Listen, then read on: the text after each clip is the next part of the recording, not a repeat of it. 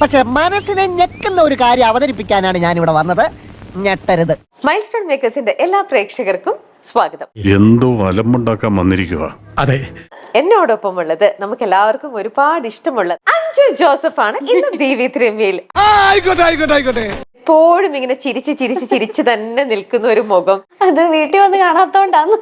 ഒരു റീ എൻട്രിക്ക് ശ്രമിക്കുമ്പോ ആരംഭത്തിൽ അപമാനം. അപ്പൊ യഥാർത്ഥ ഭാവം എന്തായിരിക്കും കുട്ടിയുടെ? വീട്ടിൽ വന്ന് നോക്കിയാൽ പിന്നെ നാണക്കെടുത്തി. ശരിക്കും ഒരു ഗുഡ് ഗേൾ സിൻഡ്രോം ഉണ്ട് പഞ്ജുവിന്.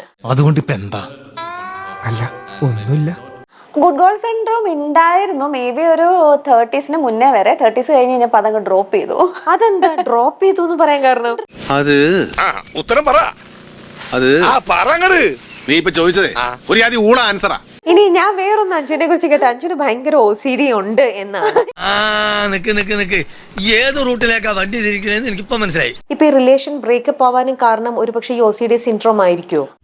ഒരുമാതിരി ചൊറിഞ്ഞു വരുന്നുണ്ട് നിന്റെ വർത്താനം കേട്ടിട്ട്. ഇപ്പൊ ഈ റിലേഷൻ ബ്രേക്കപ്പ് ആവാനും കാരണം ഒരുപക്ഷെ ഈ OCD സിൻഡ്രോം ആയിരിക്കുമോ?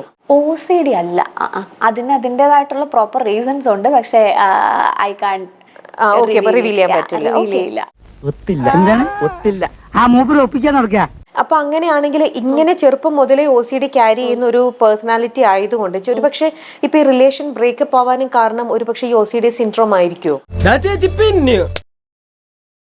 പക്ഷെ ഐ കാൺ റിവീൽ ചെയ്യാൻ പറ്റില്ല.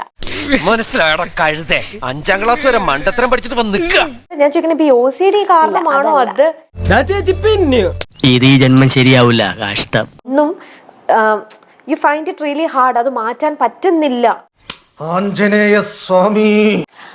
മാറ്റാൻ പറ്റാത്ത സാധനങ്ങൾ ഇപ്പൊ വളരെ കുറവാണ്. അതിൽ നിന്ന് അങ്ങനെ അഞ്ജുൻ എന്തെങ്കിലും ഒരു ബാഡ് എക്സ്പീരിയൻസോ? ഈ വിവരക്കാട് പറഞ്ഞതൊക്കെ ഇച്ചിരി മര്യാദ വേണം.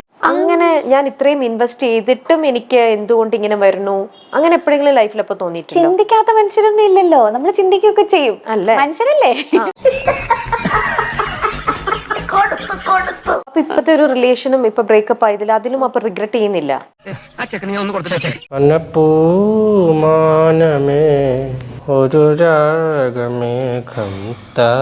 ഇല്ല, റിഗ്രറ്റ് ചെയ്യുന്നില്ല. It was a learning experience.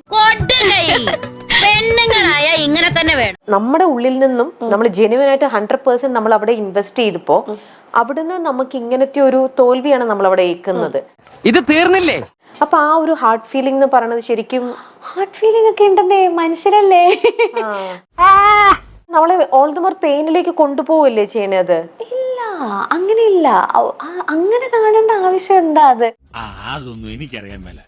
ഇങ്ങനെ എന്തെങ്കിലുമൊക്കെ പറയുമ്പോഴേ എന്റെ മനസ്സിനൊരു സന്തോഷം ഉണ്ടാവുള്ളൂ. ഞാൻ എന്റെ സന്തോഷം നോക്കിയാ പോരെ. അപ്പൊ ഞാൻ കാൽക്കുലേറ്റ് ചെയ്തതോ അല്ലെങ്കിൽ ഞാൻ തിങ്ക് ചെയ്യണതോ ശരിയാണോ? ഞാൻ ഈ വിചാരിക്കുന്ന പോലെ തന്നെ ആയിരിക്കുമോ? ചിലപ്പം ഫാക്ടർ എനിക്ക് തെറ്റിയതായിരിക്കുമോ? അങ്ങനെ പ്രത്യേകിച്ചും ഇങ്ങനെ നമുക്കിപ്പോ ആങ്സൈറ്റി ഉണ്ടല്ലോ അഞ്ജുനെ സംബന്ധിച്ച്. അപ്പം ഞാൻ ഇങ്ങനെ ടൂ മച്ച് ആങ്ഷ്യസ് ആണ് എല്ലാ കാര്യത്തിലും. അപ്പൊ ഒരു പക്ഷെ എനിക്ക് റോങ് ആവാലോ. എന്റെ വായിക്കാത്ത കയറിയിരുന്ന് വിടുവിച്ചാലേ ശരിയാവും. ആ റിലേഷൻഷിപ്പ് ബ്രേക്ക് ആയതിന്റെ കാരണം എനിക്ക് പറയാൻ പറ്റത്തില്ല. സോ കിട്ടിയാ? ഇല്ല, ചോദിച്ചു വാങ്ങിച്ചു. വല്ല കാര്യമുണ്ടോ? എന്തിനാണ് ഇങ്ങനെ ഇല്ലാന്ന് നടക്കണേ? എനിക്ക് പറ്റത്തില്ല. ക്ലിയർ ആയി. ഓക്കെ, സാരില്ല, വിട്ടേക്കും. ഒരു ദിവസം ഉറങ്ങാൻ കിടക്കുമ്പോഴോ അല്ലെങ്കിൽ രാവിലെ എണീക്കുമ്പോഴോ ഞാൻ ആർക്ക് വേണ്ടിട്ടാ എണീക്കുന്നേ? ഞാൻ ആർക്ക് വേണ്ടിട്ടാ ജീവിക്കുന്നേ?